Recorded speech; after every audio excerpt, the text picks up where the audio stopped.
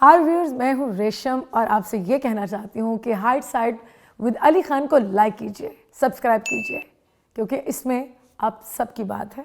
अस्सलाम वालेकुम, ईद मुबारक। मैं जानता हूँ आप लोग थोड़े से मायूस हैं, उदास हैं, पर शुक्र करें कि महफूज हैं, सेहत के साथ हैं और दुआ करें कि ये वबा भरी ईद पहली और आखिरी हो। मैं आज आपकी और अपनी ईद स्पेशल करने के लिए एक लेजेंड के घर में मौजूद हूँ जो एक तवील अरसे से शोबिज़ इंडस्ट्री में है। 100 से ज़ायद फिल्मों में काम किया, बहुत से ड्रामों में काम किया, कोई ऐसा अवार्ड नहीं जो इनको ना मिला हो। हमारे मुल्क का असासा हैं, कम नज़र आती हैं लेकिन मुनफरिद और हर खूबसूरत काम में इनका हिस्सा होता है। मेरे साथ आज हैं रेशम। अस्सलाम वालेकुम रेशम। वालेकुम कैसी हैं आप? थैंक यू सो मच, आपने ईद के दिन हमें अपने घर में टाइम दिया। Thank you so much Ali कि आप मेरे घर आए, मुझे बहुत अच्छा लगा। I feel honoured. मैंने आपके कुछ प्रोग्राम्स देखे, high side with Ali Khan, तो मुझे जब आपकी टीम ने कांटेक्ट किया तो मैंने कहा कि क्यों नहीं, बिल्कुल आप लोग ज़रूर आए। मुझे आप लोगों से मिलकर बहुत अच्छा लगा और आपने हमारी ईद को और खूबसूरत बना दिया। इस ईद पे कोशिश है कि लोगों की जो ईद है वो खूबसूरत बने, लेकिन आपको पता है कि कोरोना की वजह से जी बिल्कुल वो ईद की खुशियाँ नहीं रही और वो जो एक रमज़ान की आमद थी, बिल्कुल और रमज़ान की जो रौनकें हम बचपन से देखते आ रहे हैं। मेरी ज़िंदगी का पहला रमज़ान था जिसमें वो सहरी की, वो अफ्तारी की वो रौनकें नहीं थी। और यकीन करें कि बिल्कुल भी अच्छा नहीं लगता था। और क्योंकि हम रमज़ान में हम इफ्तार करवाते हैं, हम लोगों में चीज़ें तकसीम करते हैं, बांटते हैं, बहुत ज़्यादा सोशल वर्क करते हैं। तो सोशल वर्क करने सभी लोग करते हैं, खाली मैं ही नहीं। तो वो जो है ना, वो चीज़ें महदूद होके रह गई। और जाहिर है हम लोगों से बगलगिर होते हैं, हम मिलते हैं हर करके, तो वो शायद इसमें भी कोई अल्लाह की बेहतरी है। लेकिन मुझे तो ऐसा लगता है कि शायद हमारा जो रब है अल्लाह ताला हमसे कुछ ज़्यादा ही नाराज़ है। बिल्कुल, मैं भी अक्सर कहता हूँ कि पहले हम सुनते थे कि अजानें होती थी, 2 दिन होनी, 3 दिन होनी, और अल्लाह ने सुन लेनी और ठीक हो जाना सब। इस दफ़ा मुझे लगता है, इस दफ़ा आप देखिए कितने अरसे से ये हो रहा है, लेकिन नहीं है। अब हमें इस्तग़फ़ार करनी चाहिए जितनी हो सके। पूरे रमज़ान इस्तग़फ़ार यकीन करें की है कि, और सबसे ज़्यादा जो दुख था ना, वो सबसे ज़्यादा ये था कि अल्लाह ने अपना घर बंद कर दिया। उसको यकीन करें सोच के अल्लाह का घर, जब भी वो वीडियोस में सोशल मीडिया पे देखती थी कि अल्लाह का घर खाली है, जो कभी ज़िंदगी में नहीं बिल्कुल, तो वो चीज़ बहुत दुख दे रही थी। और मतलब यकीनन मुझे ही नहीं, सब लोगों को। बस अल्लाह में इस आजमाइश से जल्द निकाल दो, ये दुआ है। अच्छा, थोड़ा सा आपके बचपन की तरफ चलते हैं। कितने बहन भाई हैं आप? अली, हम लोग 4 बहनें, 1 भाई है। और आपका नंबर कौन सा? मैं सबसे छोटी हूँ। सबसे छोटी, ओके। और मुझे ये बताएं कि स्कूल का पहला दिन याद है? मेरा ब्रॉटअप उस तरह से नहीं हुआ। मैं पहले भी बहुत सारे प्रोग्राम्स में, शोज़ में ये बता चुकी हूँ, जो अमूमन बच्चों का होता है। अच्छा। बच्चे पैदा होते हैं, वो अपने माँ बाप देखते हैं, वो खिलौनों से खेलते हैं। तो मेरा ब्रॉटअप बहुत महरूमियों में रहा है। मैंने बहुत महरूमियों का शिकार रही हूँ और आज तक मुझे वो थोड़ी सी चीज़ें फ़ील होती हैं, चाहे मैं जितनी मर्ज़ी बड़ी हो जाऊँ। क्योंकि मैं 7.5 ईयर्स की थी मेरी जब मदर का इंतकाल हुआ, और मैं माँ के पेट में थी जब अब्बू की डेथ हो गई, तो मैंने अपना बाप नहीं देखा। तो ज़ाहिर है स्कूल में सभी पेरेंट्स जो थे बच्चों को स्कूल छोड़ने आते थे, लेने आते थे। तो क्लास 3 तक मैं पढ़ी हूँ, मतलब 3री जमात तक फैसलाबाद में। उसके बाद हम लोग लाहौर शिफ्ट हो गए और फिर यहाँ प्राइवेट इंग्लिश मीडियम स्कूल में मेरी बहन ने मेरा एडमिशन कराया। जब एडमिशन कराया तो मुझे एक लफ्ज़ जो था ना, वो अंग्रेज़ी का पढ़ना नहीं आता था।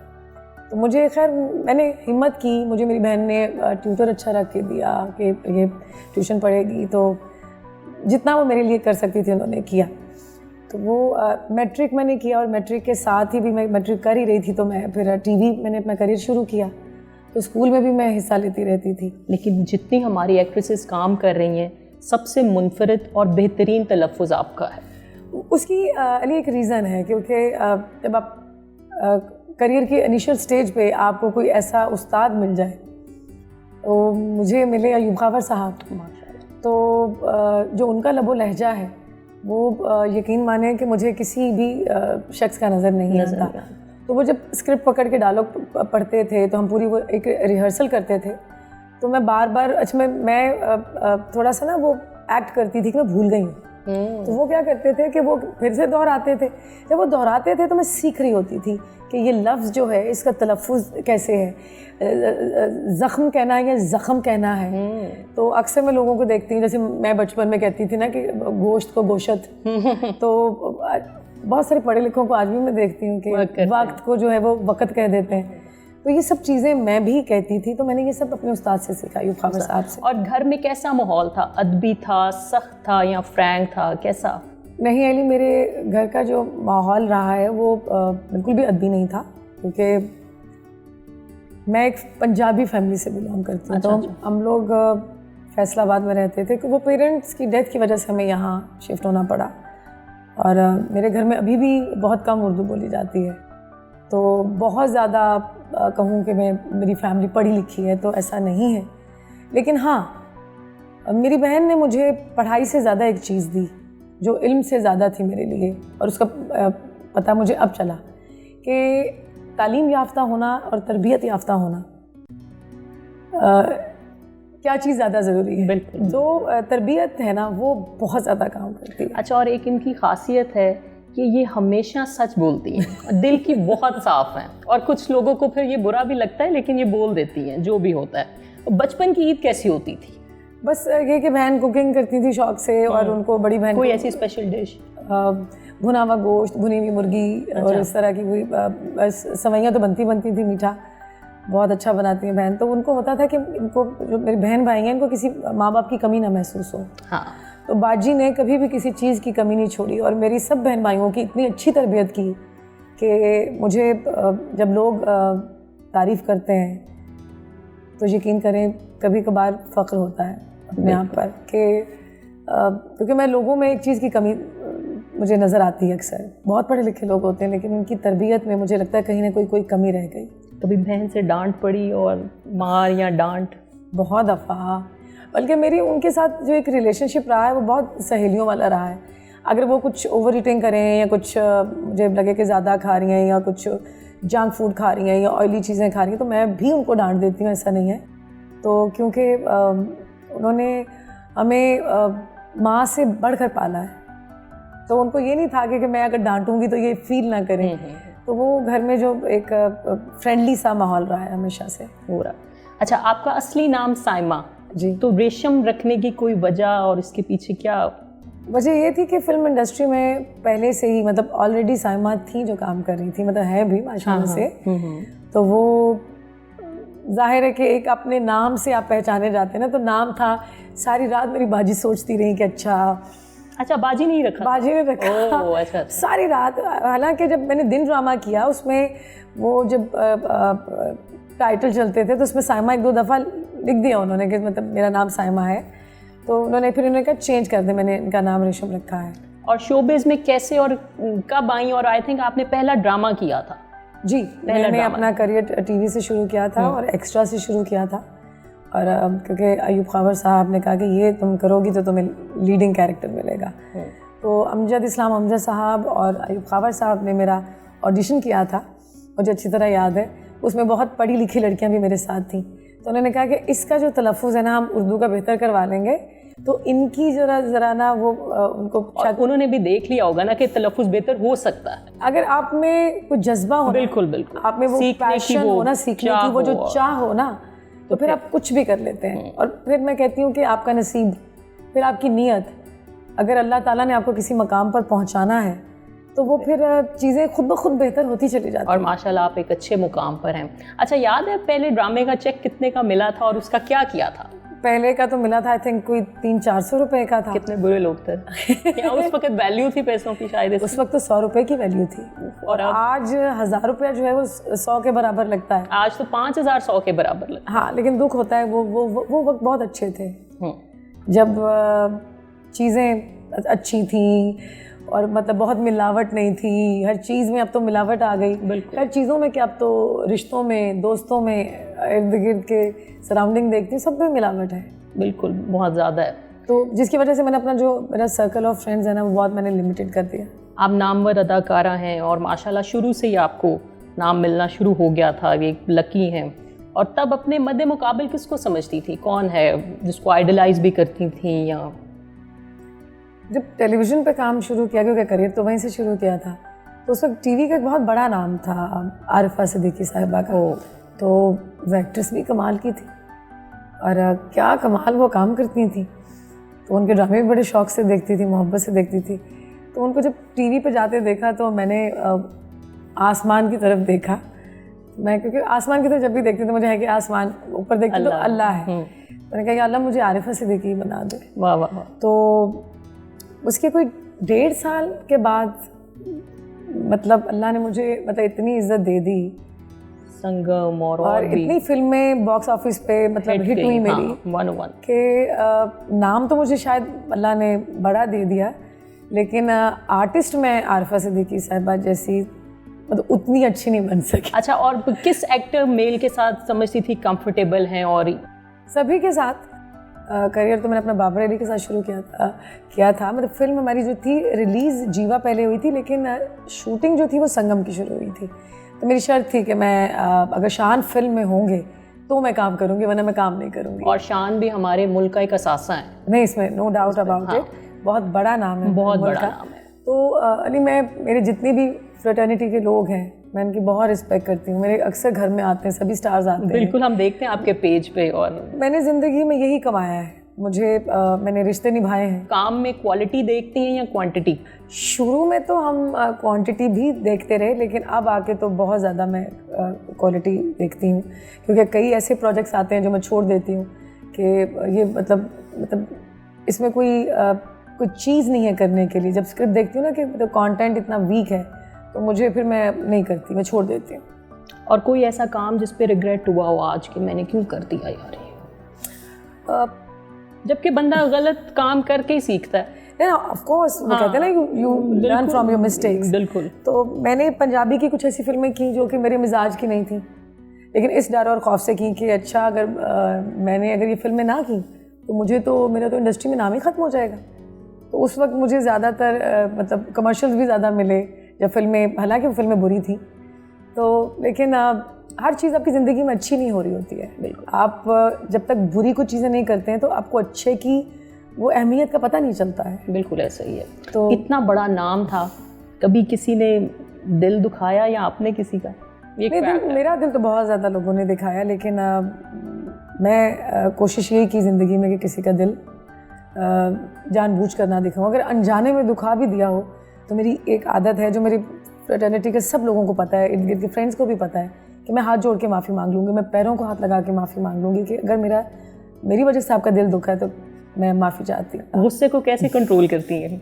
गुस्सा मेरा आता है, क्योंकि मैं इंसान हूँ। बिल्कुल, मुझे अल्लाह ने फरिश्ता नहीं बना के भेजा।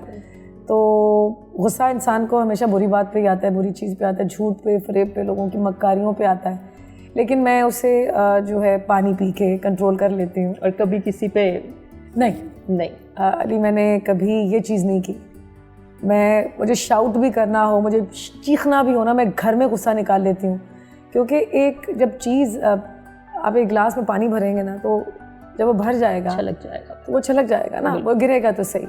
तो मैंने आपको पहले भी जैसा कहा कि अगेन वही कि मैं फरिश्ता नहीं हूँ, तो दिल जब दुखता है तो फिर तकलीफ तो होती है। अच्छा रेशम, जिन्होंने आपके साथ काम शुरू किया, आपकी एक्ट्रेसेस ने, उन्होंने माशाल्लाह 2-2, 3-3 बल्कि कईयों ने तो 4-4, 5-5 दफ़ा शादियां कर ली, और रेशम ने अभी तक नहीं, कोई मिला नहीं ऐसा, या कोई इस काबिल ही नहीं अभी तक? नहीं, ऐसा नहीं है कि कोई मिला नहीं। शायद अभी तक मैं कहती हूँ ये बात नसीबों की होती है। दुनिया का कोई भी इंसान, कोई बादशाह अपनी बेटी को हर चीज़ दे सकता है, जेवर मतलब हीरे जेवरात, महल, बख्त नहीं दे सकता उसे। तो मुझे जब ये चीज़ समझ में आई ना कि आप किसी के पीछे अगर मोहब्बत में भागेंगे तो सिर्फ थकावट मिलती है, थकन मिलती है, और कुछ भी नहीं मिलता। मैंने लोगों के पीछे भागना छोड़ दिया बहुत मुद्दत पहले, और मेरा एक स्ट्रॉन्ग बिलीव है कि अगर मेरा जो चीज़ नसीब में है ना, वो कहीं पे भी हो मिल जानी, वो मुझे बंद दरवाजे तोड़कर भी मिलेगी और मिल जाएगी। तो इसलिए मैं खुश रहती हूँ। और जब नाम इतने लोगों के साथ जोड़ा जाता है गलत तरीके से, अब एक सोशल मीडिया एक आ गया है। मैं किसी ने बड़ी मज़े की बात की कि जिसके 2 फॉलोअर्स भी हैं ना, इस वक्त वो एक जर्नलिस्ट बना हुआ है, जिस वक्त वो एक होस्ट बना हुआ है। सोशल मीडिया का बहुत अच्छा इस्तेमाल भी हो रहा है और बहुत गलत इस्तेमाल भी हो रहा है अली। और जाहिर है बहुत सारे लोगों के ये बेचारों को घर बैठे पता ही नहीं होता कि उनके स्कैंडल्स बना देते हैं। और बात है कि ये चीज़ें सभी के साथ हो रही हैं, उसमें से खाली मैं थोड़ी हूँ। अच्छा, और कभी लालच की? मैंने कभी लालच नहीं की, ना पैसे की, ना शोहरत की। बहुत सारी चीज़ें आई भी और मैंने खुद छोड़ दी कि ठीक है। और शान और रेशम हमारे वो स्टार्स हैं जो 20% काम करते हैं और 80% छोड़ते हैं, जिसके हम लोग गवाह हैं। और बाकी लोग जो हैं वो इतनी दूर दूर से आ जाएंगे और काम करेंगे, लेकिन ये लोग अपने स्टैंडर्ड्स माशाल्लाह मेंटेन रखते हैं और ये बड़ी अच्छी बात है। और यही मेरा ख्याल है असल स्टार की निशानी भी होती है। जब आप बहुत ज़्यादा काम कर लेते हैं तो एक स्टेज पर आकर आपको फिर वो हर प्रोजेक्ट अच्छा नहीं लग रहा होता कि अच्छा ये आप सोचते हो कि नहीं। तो जब अल्लाह ताला आपको शऊर अता कर देते हैं बहुत सारी चीज़ें इस तरह की, तो वो फिर आप। अच्छा, आपका शुरू से ही बड़े लोगों में उठना बैठना रहा, जैसे अल्हम्दुलिल्लाह नुसरत फ़तेह अली खान साहब हो गए, ज़िले हुमा साहिबा हो गई, और क्या उनकी सोबत में क्या मिलता है या सीखने को? ज़िले हुमा का आपने साहिबा जी का नाम लिया तो वो मेरे लिए माँ का दर्जा रखती थी। वो मेरी मुँह बोली वालिदा थी। और अभी कुछ दिन पहले ही उनकी मैंने आपका वो पोस्ट भी पढ़ी, बड़ी हार्ट टचिंग पोस्ट। तो उनके जाने के बाद मैंने खुद को बहुत अकेला महसूस किया, खुद को बहुत अकेला पाया, क्योंकि उनसे मेरा एक बड़ा स्ट्रॉन्ग एक बॉन्ड था। मैं दंदनाते हुए माँ को फ़ोन करना, माँ किधर हैं आप, क्या पकाया आपने? तो उन्होंने कहना बेटा पूजी मुर्गी बनी है। मैं कहती हूँ कि मैं शुरू से ही बहुत लकी रही हूँ, बहुत नसीबों वाली रही हूँ कि मुझे बहुत फ़नकारों ने इज़्ज़त दी, मुझे प्यार दिया, और उस प्यार की फिर मैंने कदर भी की, उसको संभाल के रखना। क्योंकि प्यार जो है मिल जाना बहुत बड़ी बात नहीं होती है, वो मिल जाता है, उसको ज़िंदा रखना, उसको इज़्ज़त देना सबसे बड़ी बात होती है। बिल्कुल ऐसे ही। तो मैंने उनके प्यार की, हुमा जी के प्यार की बहुत कदर की। एक खला तो है जो मेरा ख्याल कोई पुर नहीं कर सकता। याद करें तो कभी आप दीदा हो जाती हैं? हाँ, फिर उनके बच्चों से बात रहती है, कुकी से बात होती है, अहमद अली भट्ट से बात होती है। और जब आपने नुसरत फ़तेह अली खान साहब की बात की तो वो हम एक ही शहर के रहने वाले हैं, फैसलाबाद के। तो उनकी फैमिली में बहुत आना जाना था और राहत जी से बहुत ज़्यादा उनकी वाइफ से प्यार मोहब्बत रहा है और उन्होंने हमेशा इज़्ज़त दी।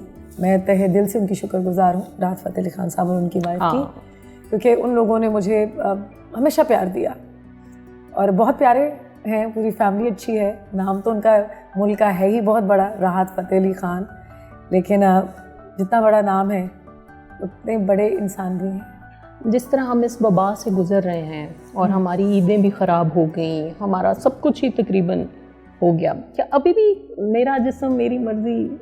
अच्छा, आपको इतना पता है कि मैंने ये जो आपने लफ्ज़ बोला, ये तो जुमला मैंने सोशल मीडिया पे, टीवी पे कहीं बोला ही नहीं। बिल्कुल, मैंने तो ये जुमला बोला ही नहीं कि, क्योंकि मैं तो इस जुमले के खुद भी ख़िलाफ़ हूँ। माई बॉडी माई चॉइस, ठीक है ना, कि मेरा जिस्म मेरी मर्ज़ी।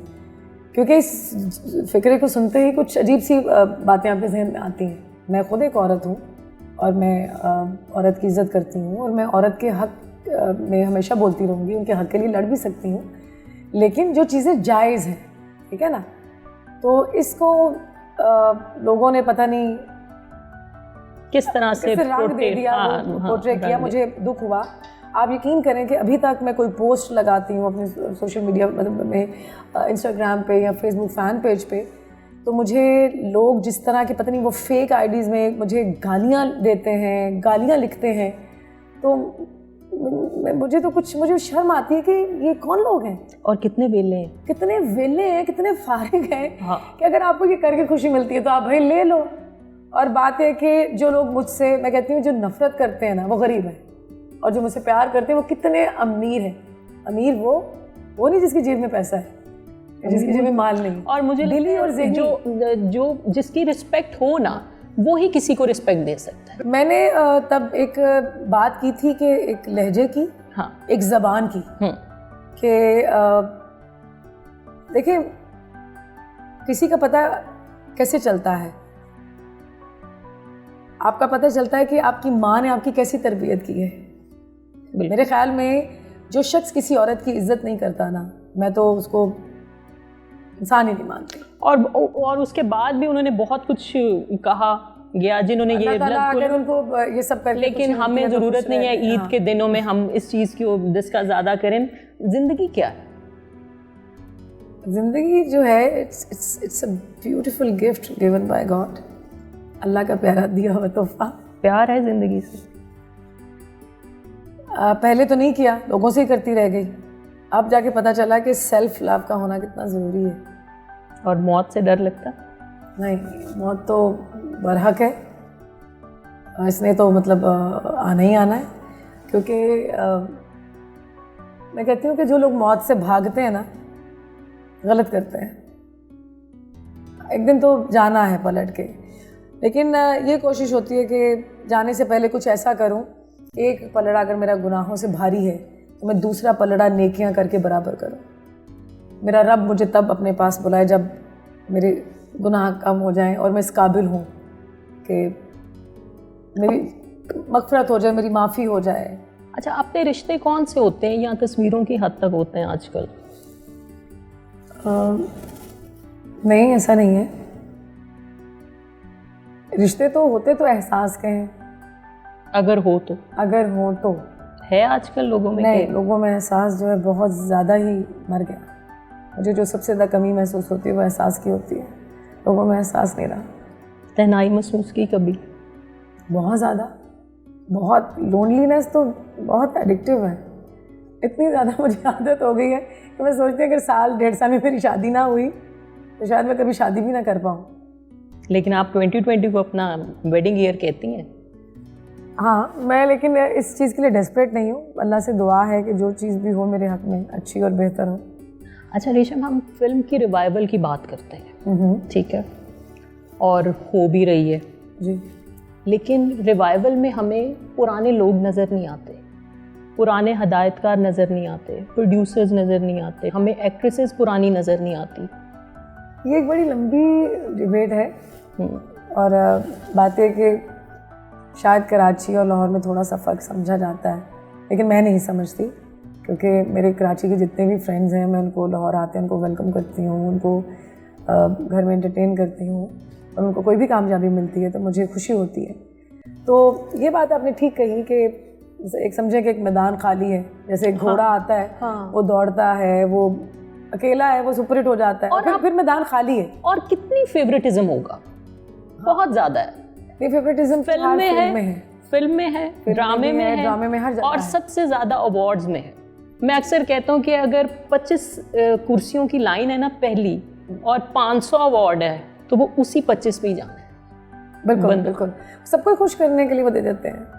नहीं, ये क्यों है? ऐसा तो नहीं होना चाहिए ना। पहले जो लोग था कि जो लोग डिजर्व करते थे, जो हकदार थे, उनको मिला करता था। जिन्होंने इतनी मेहनत की है, आपने इतना अरसा इंडस्ट्री को दिया है, कभी सोचती है मुझे कोई तमगा इम्तियाज नहीं मिला, मुझे कोई प्राइड ऑफ परफॉर्मेंस नहीं मिला। नहीं, लेकिन आपको दूसरे अवार्ड्स इतने ज़्यादा मिले। अल्लाह का शुक्र। कोई आपकी एक्टिंग में कमी नहीं है, किसी चीज़ में नहीं है, तो ये फेवरेटिज्म कब ख़त्म होगा? आई थिंक नहीं होगा। हाँ, और अनफॉर्चुनेटली हम लोग इंडिया को इतना कॉपी करते हैं लेकिन उनकी एक थॉट को नहीं करते हैं। वो इलाकाई फिल्म बनाते हैं, उसको पहले चलाते हैं अपने शहरों में, जब वो हिट हो जाती है फिर उसको बड़े बैनर पे बनाते हैं। लेकिन यहाँ पे हम किस चीज़ को कॉपी करते हैं? एक्ट्रेसेस ने गाउन पहन लिया। अच्छा, वो जो एक्ट्रेसेस का ग्लैमर है ना, सोशल मीडिया में हमारी एक्ट्रेसेस का ग्लैमर ज़्यादा है, लेकिन जब मैं फिल्म में ग्लैमर देखती हूँ तो मुझे देखने को नहीं मिलता। हाँ, हमारी जो एक्ट्रेसेस हैं इस वक्त, जो इस दौर की एक्ट्रेसेस हैं, और वो ज़्यादा अच्छा ड्रेसअप होती हैं, उनके कपड़े में बड़े अप्रिशिएट करती हैं, लेकिन फिल्म में वो वाला ग्लैमर नहीं नज़र आएगा आपको। और जो बात आप हिंदुस्तान की कर रहे हैं, वहाँ पे तो उसमें कोई वहाँ एज बैरियर नहीं है, वहाँ पे हर एक्टर के लिए काम है। वो बहुत इज्जत देते हैं अपने आर्टिस्ट की। यहाँ पे अनफॉर्चुनेटली सीनियर्स की रिस्पेक्ट नहीं करते, लेकिन बहुत ज़्यादा करनी चाहिए मुझे लगता है। नहीं, क्यों नहीं करनी चाहिए? कि हम उनसे कितना कुछ सीखते हैं। आम लाइफ में जब लोगों से इंटरेक्ट करती हूँ तो मैं उनसे कुछ ना कुछ सीख के, कोई एक्सप्रेशन, कोई बात, कुछ ना कुछ सीख के ही उठती हूँ। रीमा जी ने एक इंटरव्यू दिया और उन्होंने कहा कि 2011 में जब मेरे पास मल्टीनेशनल कंपनीज़ के कॉन्ट्रैक्ट्स थे, मेरे पास फिल्म के कॉन्ट्रैक्ट्स थे, मेरे पास एक बड़ी टीवी चैनल के कॉन्ट्रैक्ट्स थे, तो इतना काम कभी पाकिस्तान में था, या अगर था तो बाकी एक्ट्रेसेस कहाँ थी? पता नहीं, शायद उनको उस वक्त इतना ऑफर हुआ हो। लेकिन वो कहती है मैंने शादी कर ली तो इसलिए मैंने फिर। और नहीं, I am really happy for her कि उन्होंने शादी की, इतना प्यारा बेबी है उनका, हस्बैंड भी उनके अच्छे हैं और वो हैप्पीली मैरिड है। क्योंकि किसी की खुशी में मेरे ख्याल में इंसान को खुश होना चाहिए, तो वो खुश हैं, हम भी खुश हैं। पाकिस्तान में इतना ही काम आए और सब करें, हाँ, तो हम ताकि मिल के इस लेकिन इंडस्ट्री मैंने को। कभी किसी एक्ट्रेस को इतना करोड़ों का काम छोड़ते देखा हाँ, नहीं। लेकिन मैं आपको बताऊंगा लिंक, लेकिन कहा उन्होंने कि मेरे पास इतना जी माशाल्लाह। जी, आई थिंक मैंने वो क्लिप शायद देखा भी था। मैंने, हाँ। जी जी। अच्छा, आपको जिस तरह मैंने पहले कहा कि इतना अच्छा तलफ़ुज़ है, और मैं आपको बताऊं कि मैं एक शेर लिख कर लाया था जो मैं आपके लिए बोलूं, लेकिन प्लीज़ आप ही कुछ हमें सुनाएं अपने एक मुनफरिद अंदाज में जिस तरह आप सुनाते हैं। मैं एक नज़्म है लेकिन मुझे अच्छी तरह याद नहीं है। वो मुझे किसी ने व्हाट्सएप पे, मेरे एक अदबी दोस्त हैं, उन्होंने भेजी, अमजद इस्लाम अमजद साहब की लिखी हुई। वाह वाह वाह। कुछ इस तरह से है कि नज़्म, तेरे इर्द गिर्द वो शोर था, तेरे इर्द गिर्द वो शोर था, मेरी बात बीच में रह गई, ना मैं कह सका ना तू सुन सका, ना मैं कह सका ना तू सुन सका, मेरी बात बीच में रह गई, मेरे दिल को दर्द से भर गया, मेरे दिल को दर्द से भर गया, मुझे बेयकीन सा कर गया, तेरा बात बात पे टोकना, मेरी बात बीच में रह गई, तेरे शहर में मेरे हमसफ़र वो दुखों का जमे गफ़ीर था, तेरे शहर में मेरे हमसफ़र वो दुखों का जमे गफ़ीर था, मुझे रास्ता न मिल सका, मेरी बात बीच में रह गई, वो जो ख्वाब थे मेरे सामने, जो शराब थे मेरे सामने, मैं उन्हीं में ऐसा उलझ गया, मेरी बात बीच में रह गई। अजब एक चुप सी लगी मुझे, अजब एक चुप सी लगी मुझे, उसी एक पल के हिसार में हुआ जिस घड़ी तेरा सामना, मेरी बात बीच में रह गई। वाह वाह। कहीं बेकनार थी ख्वाहिशें, कहीं बेशुमार थी उलझने, कहीं आंसुओं का हजूम था, मेरी बात बीच में रह गई। मुझे वहम था, मुझे वहम था तेरे सामने नहीं खुल सकेगी ज़बां मेरी, मुझे वहम था तेरे सामने नहीं खुल सकेगी ज़बां मेरी, सो हकीकतन भी यही हुआ, सो हकीकतन भी यही हुआ, मेरी बात बीच में रह गई। वाह वाह, वेरी नाइस। मेरे उस्तादों में से एक उस्ताद हैं, क्योंकि ऑडिशन के वक्त अयूब खबर साहब के साथ अमजद इस्लाम अमजद साहब हाँ ना कहते, वो राज़ी ना होते, तो मैं शायद आज रेशम ना होती। दो लोग थे मेरी ज़िंदगी में जिन्होंने मेरा ऑडिशन किया, मुझे पास किया इस ऑडिशन में, और आज मैं आप लोगों के सामने हूँ और कोशिश यही करूँगी कि जब तक हूँ अच्छा काम करती रहूँ, आप लोगों को इसी तरह एंटरटेन करती रहूँ इंशाल्लाह। रेशम बहुत खुश कब होती है, किस चीज़ से? जब वो लंगर बनाती है। मैं कुछ साल 1.5 साल से मैंने सीखा किसी से नहीं है, मेरी एक ख्वाहिश थी कि मैं अपने पंचतन पाक का जो न्याज है, अपने अल्लाह के लिए जो न्याज बनाऊँ, पंचतन पाक की न्याज बनाऊँ, अपने हाथों से बनाऊँ। तो अब ये है कि मैं जब लंगर बनाती हूँ तो मुझे वो अच्छा, मैं ज़्यादा क्वांटिटी में बनाती हूँ, तो मुझे वो तकसीम करके भूखे लोगों में खिला के वो बहुत चीज़ मुझे खुश करती है। अच्छा, मैं एक चीज़ बताऊं कि बहुत से हमारे फ़नकार हैं जो मुख्तलिफ NGOs के साथ काम कर रहे हैं और उसकी वो फ़ीस भी लेते हैं, डिफरेंट हॉस्पिटल से हैं, और ये उनका एक प्रोसीजर है जो चल रहा है। रेशम अपनी जेब से बहुत से लोगों की मदद करती है और उसको उस तरह से सोशलाइज नहीं करती हैं जिस तरह से वो करते हैं, और ये बहुत बड़ी बात होती है। देखिए, मैं अली किसी पे एहसान नहीं करती, और मैं कौन सा अपने में से पैसों में से, मैं तो अल्लाह के दिए हुए में से माल में से देती हूँ। और ये चीज़ मुझे बहुत ज़्यादा खुश करती है, क्योंकि इस कोरोना में मैंने एक चीज़ अल्लाह से वादा की, मैं 1-2 और भी प्रोग्राम्स में बात कही है, मैं कपड़े बहुत शौक़ से पहनती थी, कुछ महंगे भी होते थे और कुछ मतलब दूसरे मतलब रीज़नेबल प्राइसेस वाले भी होते थे, मेजॉरिटी महंगे की होती तो थी। वो मैंने अपने अल्लाह से वादा किया कि अब मैं 99% कपड़े नहीं खरीदूंगी, 1%। बाकी जो है वो मैं ना, जो मेरा लंगर और है, जो शुरू मेरी से चीज़ें आपका चलती जो एक अंदाज रहा है वो मुनफरिद रहा है, और वो रेशम का लिटरली है। बाकियों के नहीं, साथ नहीं। हमने भी काम किया है, बहुत से देखे हैं, कहीं ना कहीं ऊपर नीचे काम हो जाता है, लेकिन एक वाकई ही लेजेंड है, और हमें अपने लेजेंड्स की ना इज्जत करनी चाहिए। इनको वो इज्जत देनी चाहिए जिसके ये मुस्तहिक हैं, जो ये डिज़र्व करते हैं। अली, ये सब कुछ जो है इसमें मेरा कोई भी कमाल नहीं है। मैं कहती हूँ किसी का कोई कमाल नहीं होता, ये खुदा दाद अता होती है, जिसको खुदा अता कर दे। बिल्कुल बिल्कुल। तो बस अल्लाह की देन है, परवरदिगार की, कि जब भी कुछ भी किया, जो काम भी किया, कहीं कोई छोटी बात की, तो अल्लाह ने हमेशा मेरी इज्जत रखी है। मैं अपने रब की बहुत मशकूर हूँ। आज बताएं अपनी बहन से ईदी कितनी लेनी है आपने? आपको पता है कि कोरोना की वजह से ये जो, आपको पता है कि हमारी जो इकोनॉमी है, जो हमारी मैशत है, वो बहुत इफ़ेक्ट हुई है। तो बस अभी तो किस किस को ईदी देनी है? हाँ, देनी ज़रूर है, मुस्तहिक लोगों को दी भी है और देनी भी है, क्योंकि इर्द गिर्द जब आपको अच्छा, ये मैंने अपनी ज़िंदगी में इतना ये अजीब सा वक्त नहीं देखा, ये पहली बार। हाँ। यकीनन आपने भी पहली बार देखा। बिल्कुल ऐसा ही है कि सारी दुनिया ही अल्लाह ताला ने बंद कर दी। और हमें क्या करना चाहिए कि लोग सुन नहीं रहे, मार्केट्स ओपन हुई थी तो ऐसे पागलों की तरह निकल गए हैं और बाइंग कर रहे हैं। और मैंने वो एक चैनल पे पढ़ा, सुनी, खबर सुनी कि लोगों ने करोड़ों रुपए की, अरबों रुपए की शॉपिंग की। हाँ बिल्कुल की है, बिल्कुल की है।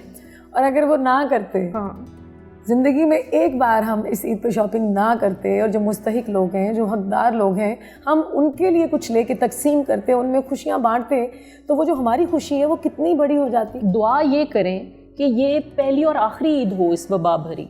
बिल्कुल, आगे हमें ऐसा वक्त ना देखने को मिले, अल्लाह ना करे, खुदा ना करे, लेकिन खुदा ना करे। उनको अभी तक अंदाज़ा नहीं हो रहा। इसके बारे में क्या कहना चाहेंगी अपने फैंस को? कुछ सोशल डिस्टेंसिंग तो बहुत ही ज़रूरी है, और फासला रख के बात करनी है। और मेरे ख्याल में अब तो अल्लाह ने हमें मास्क वो जो है वो पहना दिया है, क्योंकि अब जब भी हम बाहर जाते हैं तो वो मैं भी मास्क पहनती हूँ, मैं ग्लव्स पहनती हूँ। तो ये तो अभी साल 1.5 साल चलेगा मेरे ख्याल में, और चलना भी चाहिए, क्योंकि एहतियात जो है वो बहुत ज़रूरी है। तो क्योंकि ज़िंदा रहने के लिए एहतियात ज़रूरी है। और यही एहतियाती तदाबीर आप ज़रा रीमा की बहुत अच्छी मेमिक्री करती हैं, और वो ये करना ज़रूरी है। थोड़ा सा कर दें, उसके बाद मीरा का भी बोलूँगी। हाँ, तुमने बहुत दुआएं की मेरे लिए ना, बहुत शुक्रिया तुम्हारा। ओह, तो वो अच्छा, एक बात है कि वो जब भी मुझे फ़ोन करती है, मीरा हमेशा दुआएं देती है, वो दिल की बहुत अच्छी है। तो अच्छा जी, आप कह रहे थे कि रीमा जी के बारे में मैं कह दूं कि अच्छा जी, मैं ये कहना चाहती हूँ आप लोगों से कि प्लीज़ सोशल डिस्टेंसिंग का ख्याल रखें, मास्क पहने, ग्लव्स पहने, और जितनी एहतियात कर सकते हैं करें। ठीक है। और एक हमारी एक्स मिनिस्टर थी, इंफॉर्मेशन मिनिस्टर। लेकिन जी, मैं कहना चाहती हूँ कि ये जो टमाटर हैं, ये जब मंडी में आते हैं तो इनका रेट कुछ और होता है, और जब ये दुकानों पे पहुँचते हैं तो इसका रेट कुछ और होता है। Thank you so much. और एंड पे लोगों को कोई मैसेज देना चाहें अपने फैंस को, ये बताएं कि कब नज़र आ रही हैं और कहाँ पे, छोटी स्क्रीन पे नज़र आएंगी या बड़ी पर? बड़ी स्क्रीन पे भी बहुत ज़्यादा काम किया, छोटी पे भी किया। स्क्रीन छोटी बड़ी कहाँ होती है, काम बड़ा होता है इंसान का। बिल्कुल ऐसा ही। और जब फिर देखने वाले बड़ा हो तो फिर उसके लिए कोई स्क्रीन मैटर। और आपके काम को बड़ा बनाते हैं आपके फैंस, तो हमेशा उनके लिए काम किया। और ये कहूँ जाने से पहले कि मैंने देखे ना, हवा साफ़ हो गई, बादल साफ़ हो गए, अब पोल्यूशन नहीं है। और लेकिन मैंने एक चीज़ नोट की कि लोगों के दिल साफ़ नहीं हो गए, लोगों के दिलों से कदूरतें नहीं गई। तो मैंने सोचा था कि इस कोरोना में पता नहीं बहुत ज़्यादा कुछ बदल जाएगा, इंसान बदल जाएंगे, लोग बदल जाएंगे, हमारे अंदर जो एक नेगेटिविटी है शायद वो चली जाएगी। तो ये जानी बहुत ज़रूरी है। तो दिल में किसी के लिए मैल है, कोई कदूरत है, कुछ भी है, इसे निकाल दें, बाहर निकाल दें और इसे साफ़ करें। तो अपने दिल को साफ़ करें और रूठों को जाके मनाएं, और उनसे अगर किसी का दिल दुखा है तो उनसे माफ़ी मांगें, क्योंकि कोरोना ने एक चीज़ तो बताई ना हमें कि ज़िंदगी बहुत अनप्रिडिक्टेबल है, बिल्कुल। इसका भरोसा नहीं है, आज है कल नहीं है। तो इसकी कदर करें, दोस्तों की, इंसानों की, फैमिली की कदर करें, और जिसका दिल दुखाया उसे जाके फ़ौरन माफ़ी मांगे। थैंक यू सो मच रेशम। ऐसे ही मुस्कुराती रहें, ऐसे ही खूबसूरत रहें और हमें नज़र आती रहें। Thank you so much. Thank you Ali. जी तो नाजरीन, ये थी रेशम। आप लोग अपने घरों में रहें, महफूज रहें, अपना ख्याल रखें, अपने प्यारों का ख्याल रखिए, फासला रखिए और रिश्तों की पहचान कीजिए। अल्लाह हाफ़िज़।